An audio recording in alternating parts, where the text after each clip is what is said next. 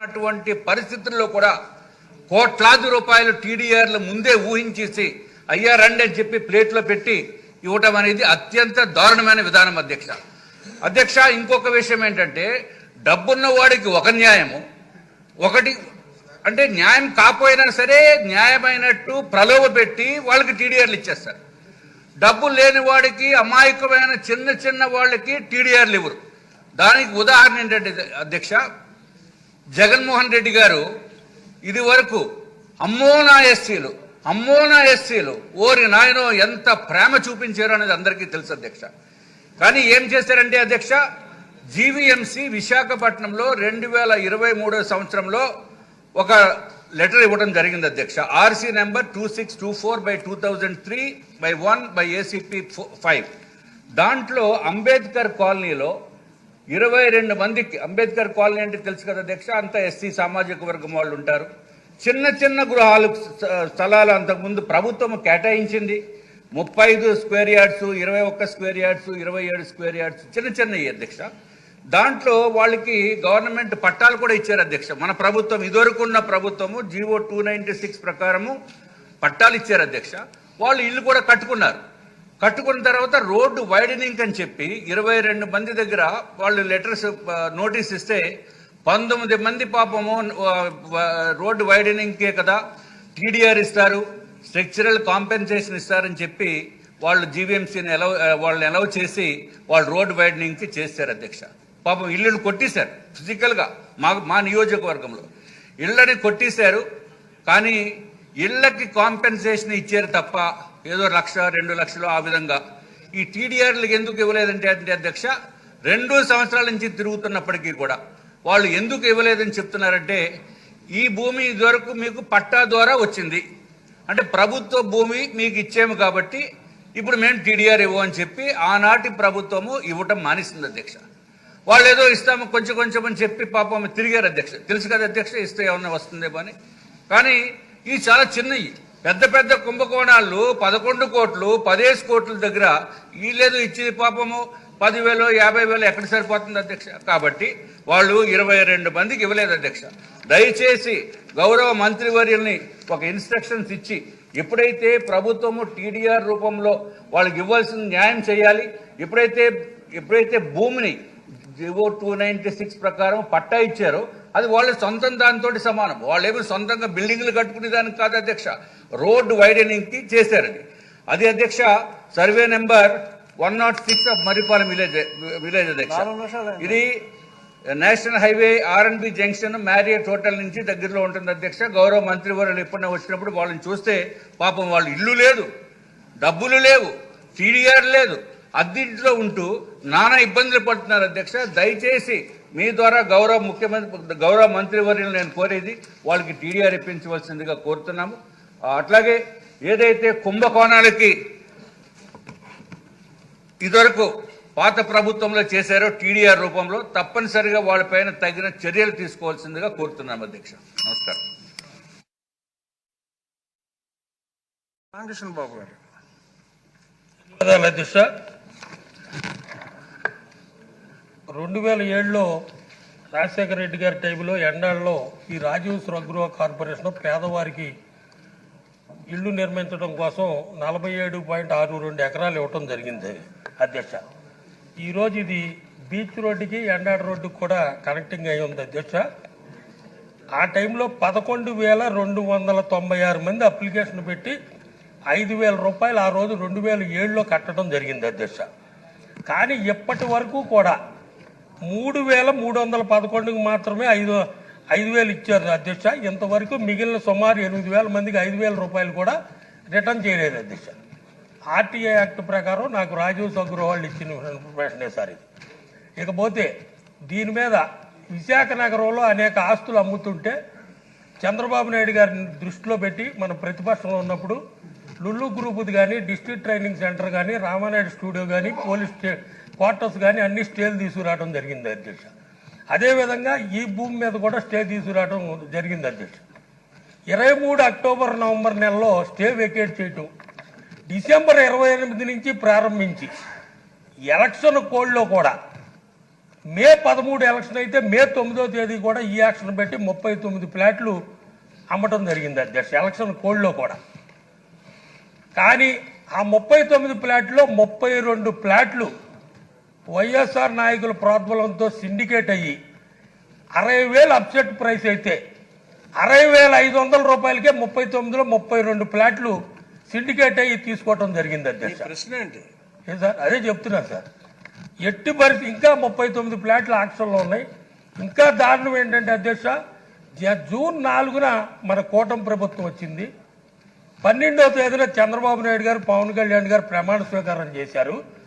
మన అనుమతి లేకుండా జూన్ 12వ తారీఖున కూడా 13వ తారీఖున ఆక్షన్ పెట్టారు అధ్యక్ష, మిగతా 39 ఫ్లాట్లు.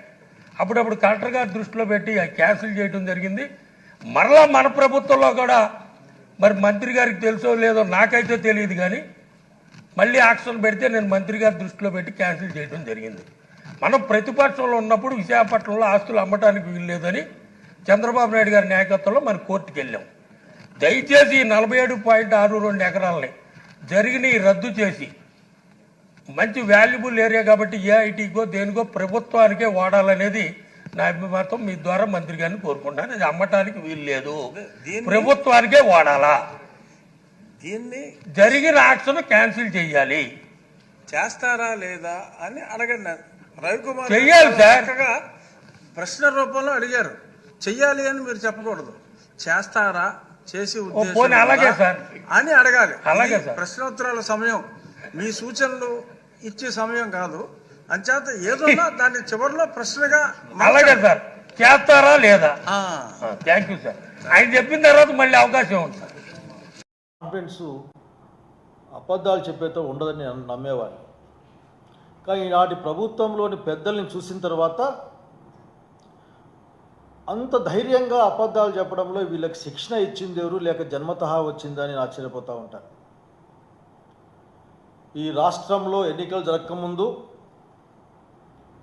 ఈనాటి ముఖ్యమంత్రి చంద్రబాబు నాయుడు గారు కానీ, డిప్యూటీ సీఎం పవన్ కళ్యాణ్ గారు కానీ, అట్లాగే బీజేపీ అధ్యక్షురాలు పురంధేశ్వరి గారు కానీ, వీళ్ళందరూ పదే పదే ఒక మాట చెప్పారు మనకేంటి, ఈ రాష్ట్రం ఆర్థికంగా విధ్వంసం జరిగిపోయింది అని, ఇది అప్పుల కుప్పగా మారిపోయింది అని, ఇంకా దీన్ని ఏమాత్రం కూడా బాగు చేయలేమని, ఇంకా ఒక అడుగు ముందుకెళ్ళి అప్పట్లో శ్రీలంకలో ఒక సంక్షోభం ఉండేది, మరో శ్రీలంకగా ఈ రాష్ట్రం మారుతుందని చంద్రబాబు నాయుడు గారు. అంతేకాదు ఏపీ కూడా శ్రీలంకలాగా దివాలా తీసినట్లు ప్రకటిస్తారా అంటే ఆనాటి ముఖ్యమంత్రి జగన్మోహన్ రెడ్డి గారు. ఇట్లా అనేకమైన మాటలతో అంటే ఉన్నది లేనట్లుగాను లేనిది ఉన్నట్లుగాను ఒక భ్రమలోకాన్ని, ఒక మాయాలోకాన్ని ఆంధ్రప్రదేశ్ ప్రజానీకం ముందు చూపిస్తూ అప్పుల గురించి మాట్లాడారు. ఇంకా అనేక అంశాలు మాట్లాడారు. వాళ్ళు మాయమైపోయారు, వీళ్ళు మాయమైపోయారు, శాంతి భద్రతలు లేవు, ఇన్ని కష్టాలు ఉన్నాయి, అన్ని చాలా చాలా విన్నాం. ప్రత్యేకించి ఆంధ్రప్రదేశ్ ఆర్థిక పరిస్థితి వచ్చినప్పుడు ఎంత దుర్మార్గంగా మాట్లాడారు వీళ్ళు. చంద్రబాబు నాయుడు గారు అనేక సందర్భాల్లో మాట్లాడుతూ 12 లక్షల కోట్లు ఉన్నాయండి అప్పులు. ఈ జగన్మోహన్ రెడ్డి గారు 12 లక్షల కోట్ల పైన అప్పులు చేశాయని చెప్పాడు ఒకసారి. 12 లక్షలు అనే మాట బాగలేదు అనుకుని 12,08,000 అని చెప్పాడు ఇంకొకసారి. చిచి రౌండ్ ఫిగర్ ఉంటే బాగుంటుంది కదా అనుకొని 14 లక్షల కోట్ల అప్పు ఉందని చెప్పాడు. ఈ రాష్ట్రానికి అప్పే పుట్టదు, అన్ని నియమాల్ని ఉల్లంఘించి అప్పులు తెచ్చుకున్నారు. అట్లా ఒక ఆయన వచ్చాడు, బహుశా వీళ్ళే పిలిపించుంటారు పరోక్షంగానో ప్రత్యక్షంగానో.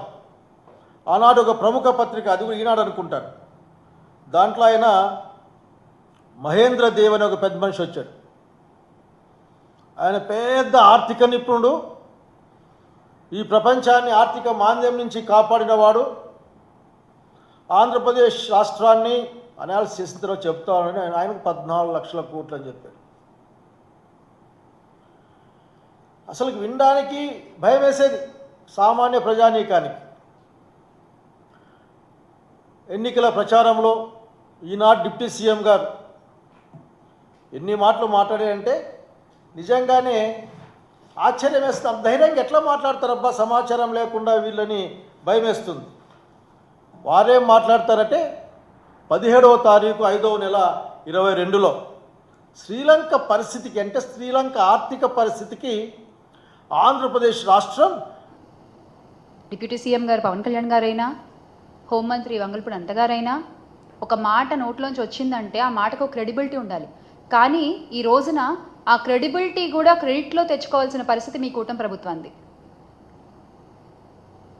ఈ రోజున మహిళలకి ఎటువంటి భరోసా లేదు, ఎటువంటి ఆసరా లేదు, మీ పాలనలో రక్షణ లేదు.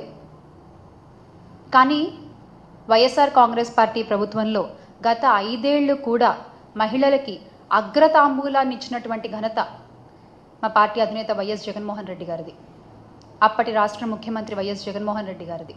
నవరత్నాల్లో కూడా 90% లబ్ధిదారులు మహిళలే ఉన్నారు.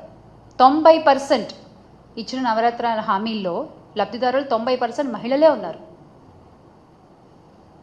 అంటే మహిళా సాధికారతే లక్ష్యంగా అడుగులు వేసినటువంటి ఘనత గత 5 సంవత్సరాలు వైఎస్ఆర్ కాంగ్రెస్ పార్టీకే దక్కిందని చాలా గర్వంగా చెప్తాను నేను. డీబీటీ ద్వారా 1.89 లక్షల కోట్లు, అలాగే నాన్ డీబీటీలో మరో 94,347.26 కోట్ల సాయాన్ని అందించారు. మహిళా భద్రత, మహిళా అభ్యుదయం కోసం పోరాడిన ఘనత వైఎస్ఆర్ కాంగ్రెస్ పార్టీది. దివంగత నేత రాజశేఖర్ రెడ్డి గారు ఎప్పుడూ ఒక మాట చెప్తూ ఉండేవారు, మహిళలు ఇంటి బాధ్యతను అంతా మోస్తూ ఉంటారు, వాళ్ళు సంతోషంగా ఉండాలి, వాళ్ళకి కొంచెం ఆసరా మనం కల్పిస్తే ఇంకా రాష్ట్రం ముందుకు నడుస్తుంది, ఇంకా దేశం ముందుకు నడుస్తుంది అని. ఆ మాటని గుర్తుపెట్టుకుని వాళ్ళ నాన్నగారి కంటే 2 అడుగులు ముందే ఉండి ఈ మహిళా సాధికారతలో, మహిళా అభ్యున్నతిలో, మహిళల రక్షణలో మా అధినేత వైఎస్ జగన్మోహన్ రెడ్డి గారు సుపరిపాలన అందించారు గత 5 ఏళ్ళు కూడా. ఎటువంటి దుస్సంఘటన జరిగినా కూడా నిమిషాల్లో అక్కడికి చేరుకునేటువంటి పోలీసులు, దిశ వ్యవస్థ, SOS నెంబర్ ద్వారా, ఫోన్ షేకింగ్ ద్వారా లొకేషన్ని ట్రేస్ చేసి అక్కడికి చేరుకుని సంపూర్ణ వివరాలను సేకరించి వాళ్ళకి, ఆ నిందితులకి శిక్ష పడేలా చేసి విక్టిమ్స్కి న్యాయం జరిగేలా చేసినటువంటి ఘనత గొప్ప దిశ యాప్ది. ఆ దిశ యాప్ని ఈ రోజున మీరు నిర్వీర్యం చేసేసారు.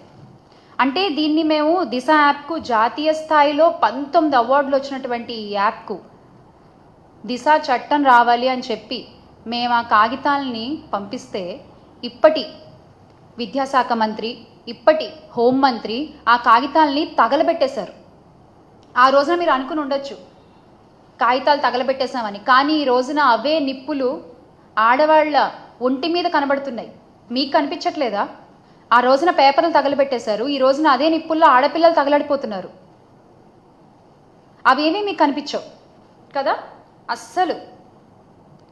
అంటే మీది ఈ మహిళా భద్రత విషయంలో మీ కూటమి ప్రభుత్వం ఫెయిల్ అయింది అని మీ మంత్రి గారే, ఉప ముఖ్యమంత్రి గారు, గౌరవనీయ పవన్ కళ్యాణ్ గారే ఒప్పుకున్నారు. Yes, we fail to protect our women in AP అని ఆయనే ఒప్పుకున్నారు. ఇకపోతే అనిత గారు గత ఏడాది జూన్ నుంచి జనవరి మధ్య నెలల్లో కూటమి పాలనలో మహిళలపై నేరాలకు సంబంధించి 16,809 కేసులు నమోదైనట్లు శాసనసభలో ఆవిడే వెల్లడి